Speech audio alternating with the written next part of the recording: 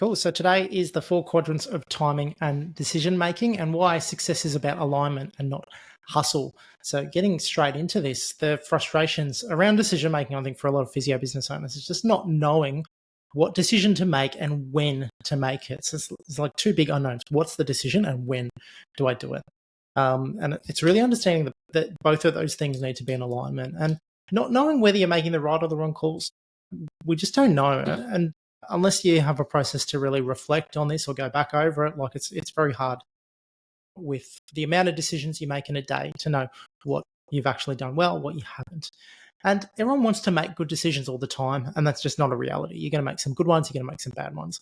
The key is to be able to correct bad decisions or turn them into good ones as soon as possible. And again, self-reflection is important here. The mistakes people make is not reviewing or reflecting on their own decision-making process. So if I put this in clinical context, you can't really reflect on your own clinical decision-making because of cognitive biases. Hence why you need clinical mentors to challenge you on your decision-making to begin with. Business is no different. Overthinking is probably the biggest mistake you can make in business because you don't know the answer. So thinking about it more doesn't necessarily deliver a better outcome for you fundamentally. So the big idea here is really around these 4 quadrants around decision making and how we can break this down, because you can make obviously the right move at the right time and your business flies, and the wrong move at the wrong time and your business dies. That's how substantial the shift is. And generally people aren't making that kind of decision making. We kind of stall on this because we're scared, because that's make or break. So we spend a lot of time in the yellow, right moves at the wrong time and wrong moves at the right time. So, wrong move at the right time means you get some level of success out of it, but it's not because of your decision, it's in spite of it. And that's pretty cold. But again, it's a reality of this. So let's start with worst case scenarios. What's the wrong move at the wrong time? And it can be a complete disaster. This is bankruptcy, burnout, total failure. And, expanding aggressively right before a recession, that's the wrong move at the wrong time. That's bad luck. Investing in broken models, pouring money into a market where your product's not ready. This is worst case scenario type stuff. I think classically, the absolute wrong move at the wrong time is when you hire someone when you're not ready to hire somebody. Because if you don't have enough work to sustain your current therapists, bringing on someone new, unless they're bringing something new to the table, is going to drain that even further. And that can be a real disaster in a physio business. And I think people have been through that kind of situation before, and hence why they're very gun shy with hiring before there's a clear window of growth established. And there's a few tricks to get around that. But signs you're in this wrong move at the wrong time quadrant is really when you're forcing things. You're doing something and then you're having to force that response, or you're exerting enormous amounts of energy, stress, exhaustion, questioning everything, losing a lot of time, money, and energy. And sometimes that's an irreversible thing, it's kind of scary to think about it. So maybe we should move on to the right moves and making the right move, but at the wrong time. So a good frame of mind for this is something like a price increase. Sometimes a price increase is definitely the right move, but the timing of it is so critical with the success and failure of your business. So it's often not a case of, okay, well, this failed because that's the wrong price point. This failed because you didn't have the fundamentals in place to deliver a price increase. So those fundamentals mean the right amount of demand, or the balance of demand and supply in your business. Maybe you don't have the fundamentals around how you're positioning yourself in the market to begin with, and so the timing of it is poor. These are the kind of things, and this is the stuff I went through in the webinar, how to increase your price in 2025, and that's definitely worth checking out. That's inside my Circle platform. I can put the link in the show notes below here. But that's the kind of right move but wrong time issue. So it's not going to break your business, but again, you can always go back on a failed price increase. You can discount back, or you can just cancel it out and go back to your own price. So it's not something that's going to break your business. So again, this is why I think we just don't need to worry about this stuff so much. And the signs that you get into this quadrant, like, what you're doing, it's the smart move, it's going there, but again, you end up having to just grind uphill, and it just doesn't flow with things in a logical manner. Now, when we get to the wrong move at the right time, so an example of the wrong move at the right time, it might be something like letting a team member go who's actually potentially really good, but you don't give them enough time to prove themselves and you let them go. But it just so happens that your business is going into a downturn anyway. So you let go of somebody and you end up shrinking your team and you lose some capacity, but your team optimizes around the existing caseload. So inevitably, there are times we do need to let people go, but if you've made the wrong decision at the right time, sometimes that can actually lure you into a false pretense. And that sets you up on a trajectory where that becomes a reinforcing thing as well. So whenever someone's not performing, you just discard them. And I don't think that's the right way to go about things in business, because then that ends up coming back to bite you as well. So again, these things are more complex, and often, outside perspectives can help to challenge some of these narratives as well.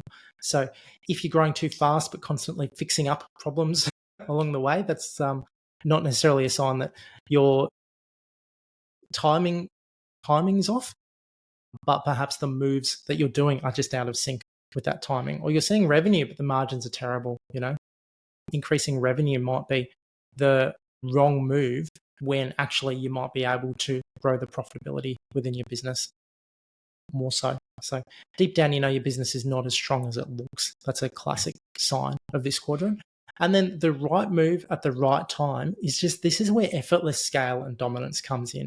And this is, for example, this is where often it comes back to bigger decisions and something like changing location.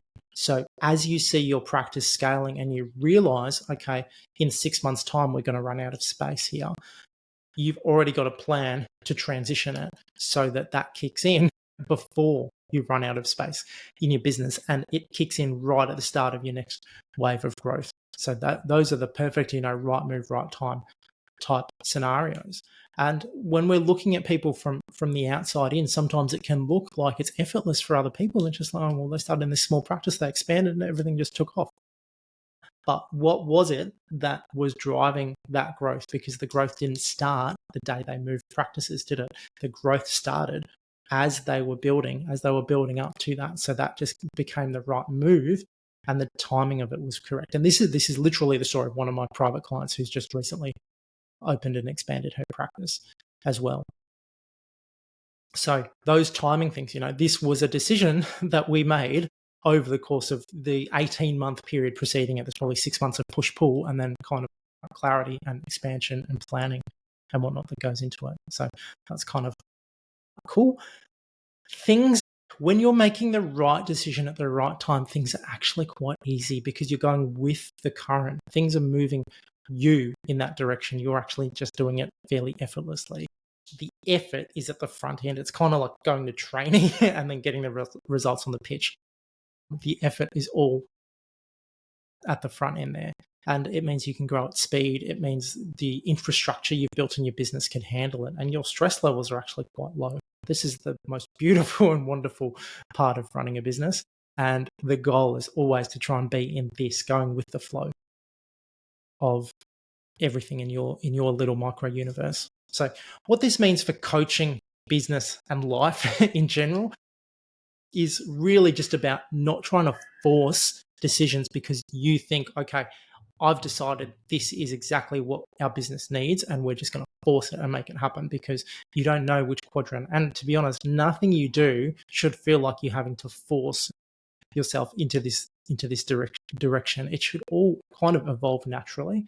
And this is what good coaching does. Good coaching allows the patterns and the strengths of your business to evolve naturally and take you to where you are always destined to go, and remove some of our self-doubt and self-criticism and things that might be preventing us from actually moving with that current as it goes forward.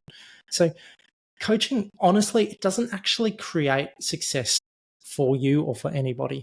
I can't change anything in your business fundamentally. I can only really change the way you think about it and the way you execute on things. And we do this in a collaborative process. So a great coach isn't just giving you a magic formula that just scales everything, because every business is going to be different.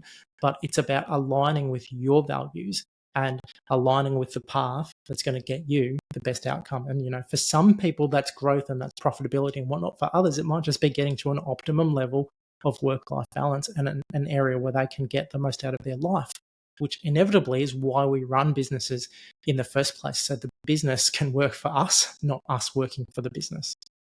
Cool.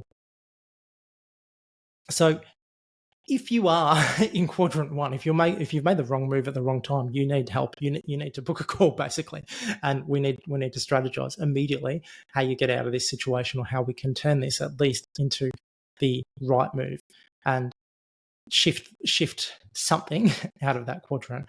If you're making good moves but the timing is off, you've got to really think around what is driving this decision-making process, and are the foundations in place to allow this our ability to scale. Often it's a scaling challenge. If you're making the wrong moves but the right time, you can just keep going. You're flying by the seat of your pants. You're getting lucky, which is what that is. And I had a lot of good luck along the way, but you have to be cognizant that your luck's going to run out. So whilst things are moving for you in a nice fashion, again, it's a great time to start investing in yourself, because things are flowing for you.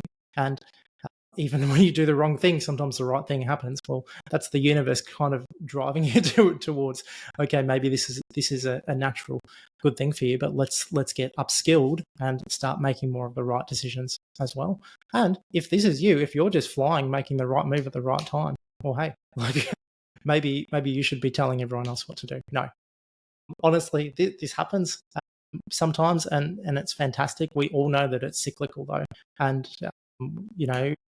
a great way of thinking about it is, things are never that good for that long, but things are also never that bad for that long. And trying to find balance with these things.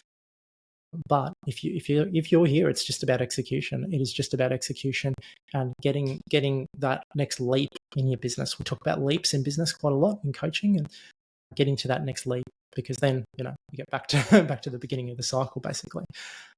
So the key takeaway from today is just, look, business is really more about timing and alignment than it is about hustle culture. It all sounds really good in theory. It all makes sense in its theory, but the reality is very different. You can't just hustle your way to the top. You have to align with timing and what's unique about yourself and what's unique about your business, because those are the realistic challenges that ground you. That's the real truth. So the real winners, actually, they don't force things. They just act when the timing is right. They prepare, they position, and they pounce when that window opens. And that's what's critical. And that's probably what I do better than anybody in the industry, is get your business prepared and ready for opportunities, rather than just try and drive you at them.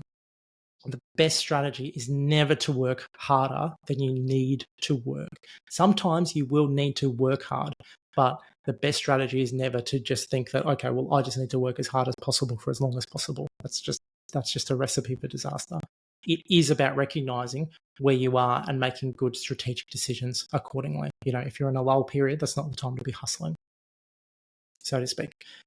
And when the right move meets the right time, everything changes. Everything fundamentally changes. And often when people have never seen this, they actually don't have the belief that those decisions can carry them, and they miss those opportunities. When the right move and the right time happens, you're sitting there in analysis paralysis going, what if I'm wrong? And you miss it. You miss these 1% opportunities, and they don't come back. They don't come back that easily. You miss that great hire because you didn't want to take the risk.